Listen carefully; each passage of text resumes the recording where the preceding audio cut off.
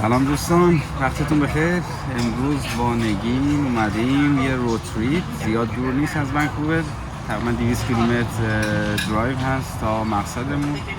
مسیرمون هم که میخوایم بریم جایی هست به نام Old Railway Bridge. یک پلی هستش خیلی قدیمیه، قبلا قطار رو اون رد میشده. همیشه تصمیم داشتم برم اما فرصت پیش نمیومد، حالا هوا بارونی و نمیشه اکتیویتی خاصی انجام داد. بخاطر همین با نگین تصمیم گرفتیم که بیایم اینجا رو هم که به پیشنهاد نگین اومدیم این رستوران خیلی زیبا و مطمئنم غذاش هم خیلی خوبه. اومدیم که یه برانچ بزنیم. این چی هست؟ رستوران سلام، اسمش هست کوکیز گریل تو چیلی بک، یه صبحونه خوری و برانچ پلیسه که از صبح خیلی زود باز میشه. مثلا روزای معمولی همیشه 5:30، امروز که یک شنبه ساعت 7 و غذاش خیلی خوب و خوشمزه است و من معمولا وقتی که چیلی بک سر راه باشه پیشنهاد میدم که بیاین. غذامون رسید. غذامون رسید. این صبحونه هست. صبحونه من سفارش دارم. من سوسیس هست، بیکن هست و دیگه اینگوه. این هم صبحونه نگینه، بندیکت آووکادو. خیلی بریم شما گرسنمون هم هست. اینجا سر صدا بود. صبحونه‌مون رو خوردیم. صبحونه خیلی خوبی بود. ممنون از نگین برای این پیشنهاد خیلی خوب. و الان داریم میریم به سمت پل قدیمی. با ما باشید توی سفر.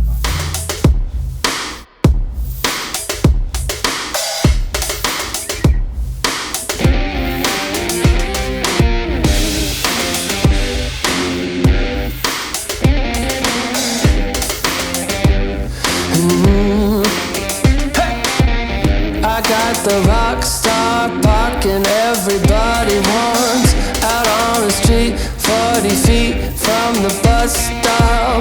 Cause every day and every night I'm slamming the bubbly Diet Coke from the store down on the corner block. I don't even notice all these plastic dishes. You know I'm a handle my own business. I'm a boss, baby, I'm a boss, calling all the shots, baby, I'm a boss, you know I'm a baller. I keep the mansion running even when the power's not. I make it here with all them pennies and them dimes I got. Cause every day and every night, you know that I'm living large. But I'm on a diet and I'm trying not to eat the carbs. Gonna get a pimped out two-door Honda Civic. You know how I handle my business. I'm a boss, baby, I'm a boss,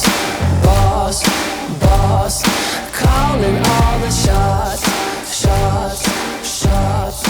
baby, I'm a boss, you know I'm a baller.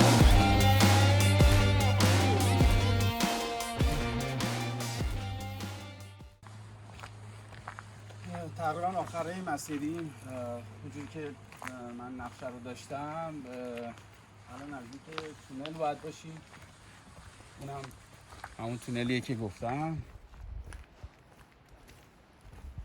یه موقعی احتمالا اینجا قطار رد میشد. حالا نمیدونم از این مسیر رد میشده یا از کجا میومده نمیدونم.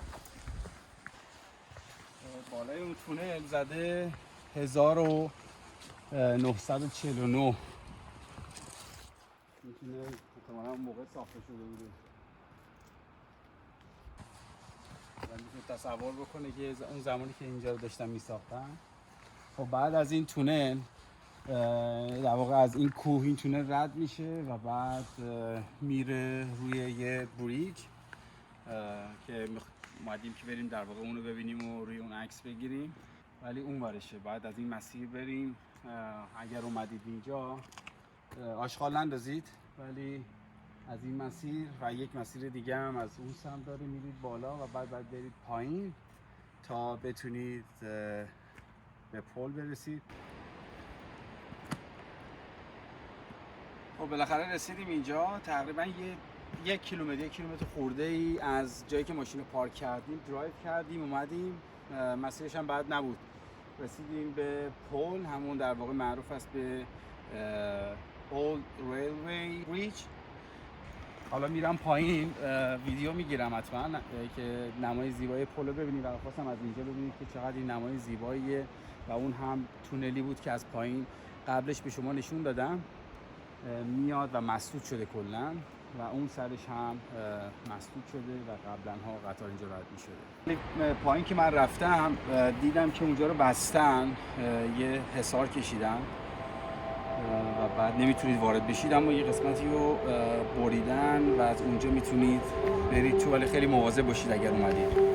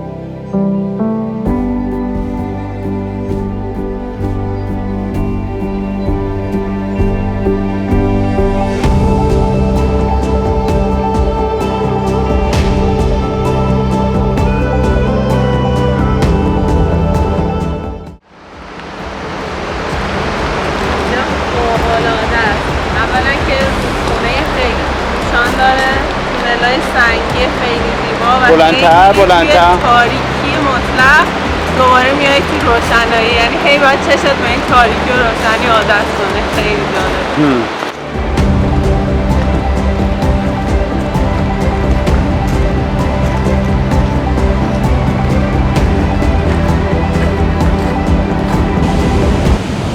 آقای صبوری